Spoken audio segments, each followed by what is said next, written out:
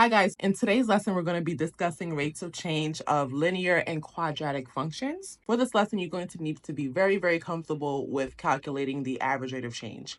If you do not know how to do that, I've linked the video down below so that you can go ahead and review that video, because you're not going to be successful at all if you do not know how to calculate the average rate of change. For this lesson, you're going to need station 1, you're going to need a pencil, a calculator, and the foldable that we did in our previous lessons on rates of change and graph behavior. So this lesson is all about linear and quadratic functions, so we're just going to write some notes and make sure that we know the differences between the two.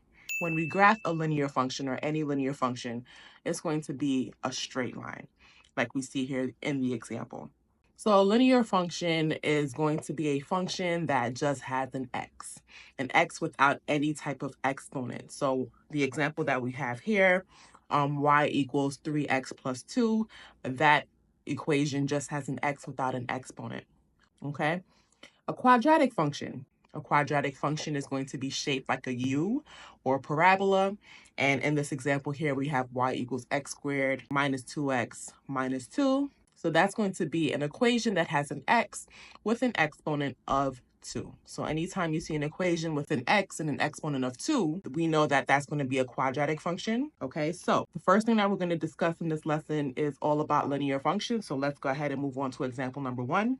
It says use the linear function y equals 3x plus 2 and this graph below to answer the following questions. All right, so part A. Use the table of values to find the average rate of change on consecutive equal length intervals of x values. So I know that was kind of wordy. I'm just trying to get you guys comfortable with the things that you may see on the AP exam. So consecutive means one after the other. So if you're looking at the table of values, notice that our x values are 0, 1, 2, 3, 4. Those are consecutive counting numbers that we have. We're not skipping any numbers. And equal length, meaning that they're equal intervals. We're just going up by 1 each time. Okay, so our table is already done for us, and we want to fill out the table that's below. All right, so the table below gives us our intervals, and the intervals are just taking the x value. So our first interval is from 0 to 1, our second interval is from 1 to 2, and so on and so forth. And we want to find the average rate of change over those intervals. So our interval from 0 to 1, we're going to be doing 5 minus 2 over 1 minus 0. And then on the top, 5 minus 2 is 3. On the bottom, 1 minus 0 is 1. And then we get the average rate of change of 3.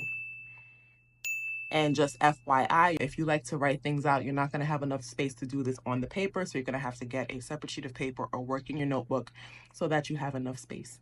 Okay? So I'd like you to pause the video. I'd like you to find the average rate of change for the other 3 intervals that we have left in the table. After finding the average rate of change over the other intervals, you're going to see that the average rate of change from 1 to 2 is also 3. The interval 2 to 3 is also 3. And then from the interval on 3 to 4, it's also 3. Okay? And that's something that is consistent for all linear functions. So let's go ahead and write down a key concept for this lesson. The average rate of change for linear functions will always be constant. So the average rate of change on all the intervals that we found was 3. It's always going to be the same.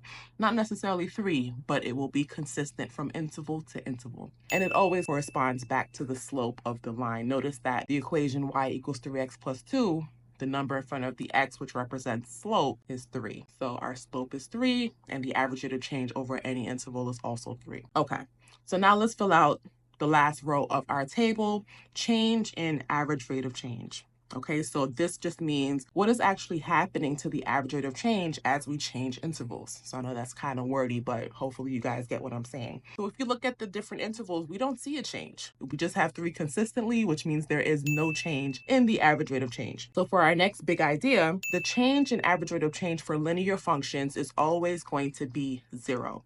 So any type of linear function that we have, the change in the average rate of change will be 0. Okay, so let's go ahead and flip the page over. Now we're looking at quadratic functions. So this problem says use the function g of x, which equals x squared minus 2x minus 2, and this graph below to answer the following questions. A, use a table of values to find the average rate of change on consecutive length intervals of x values. So this table looks identical to the one that we just used for linear functions. We have the same x values listed, but our y values are different because we have a different function. So I'm going to talk you through how to get the first average rate of change over the first interval of 0 to 1. So we have -3 minus -2 divided by 1 minus 0. And then we're going to get -1 divided by 1, which is -1. That is our first average rate of change. Now I'd like you to pause the video and figure out the other average rate of change over the rest of the intervals from 1 to 2, from 2 to 3, and from 3 to 4. Okay, you should have gotten, for the average rate of change over the interval from 1 to 2, you should have gotten an average rate of change of 1. For the interval from 2 to 3, you should have gotten an average rate of change of 3. And then for the interval from 3 to 4, you should have gotten an average rate of change of 5. Okay, so let's write down our big idea. So the average rate of change for quadratic functions will be different. Next, we're trying to fill out the bottom part, the change in the average rate of change. How is the average rate of change changing between different x values? Okay, so looking between 0, 1, and 1, 2, we see that our average rate of change is going from -1 to 1. That is an increase of 2. Okay, so -1 plus 2 gives us +1. And then looking from our interval from 1 to 2, to 2 to 3, we see that our average rate of change is going from 1 to 3. That's another increase of 2. And then finally, the last two average rate of change we have is from 3 to 5, and that is another increase of 2. All right, so notice that the average rate of change over these intervals is increasing at a constant rate. All right, so the next big idea that we have, the change in the average rate of change for quadratic functions will be changing by a constant factor. And in the example that we were just doing, that constant factor is 2. It's not always going to be 2. It can be any number, but all quadratic functions, the change in the rate of change will be changing by a constant factor. All right, let's move on to example number 3. We want to determine the rate of change for the average rate of change. Okay, so now we're trying to figure out what is that constant factor that we just determined in the last example. We're going to do that for this one. And we have the function f of x equals -x² minus 2x minus 2. And this time we're giving a table of just x values. Now we need to figure out what the output values are, given that we have these inputs. And you have different options here. You can go ahead and take each of these x values, plug it into the function and get your y value, or you can use your calculator. And I'm going to show you the steps that I'm taking to go to the table of values. Again, this is a review, so I'm not going to be taking my sweet time with this. So we have y equals, we're going to type in -x² minus 2x minus 2. All right, and then we need to go to the table of values. We're going to press second and then graph to get to table, and then we're just going to plug in the y values. So when x is -1, y is -1.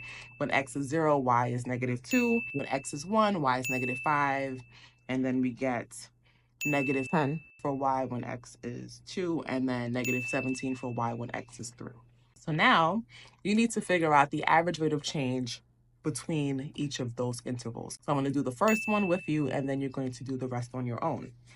All right, so for the first one, I have -2 minus -1 divided by 0 minus -1. And then on the top, you're going to get -1. On the bottom, you're going to get 1. -1 divided by 1 is -1. All right, so that is my first average rate of change. Next, I want you to pause the video and I want you to figure out the average rate of change between the rest of the intervals. So between 0 and 1, between 1 and 2, and then between 2 and 3. So find the average rate of change between those 3 intervals and then come back and check and see if your answers are correct. All right, so between 0 and 1, I got an average rate of change of -3. Between 1 and 2, I got an average rate of change of -5, and then between 2 and 3, I got an average rate of change of -7. And then I see that between each of the intervals, I have to decrease by 2 to get from one to the next. All right, so that is going to be the rate of change for the average rate of change. It is decreasing by a factor of 2, or you could just put -2.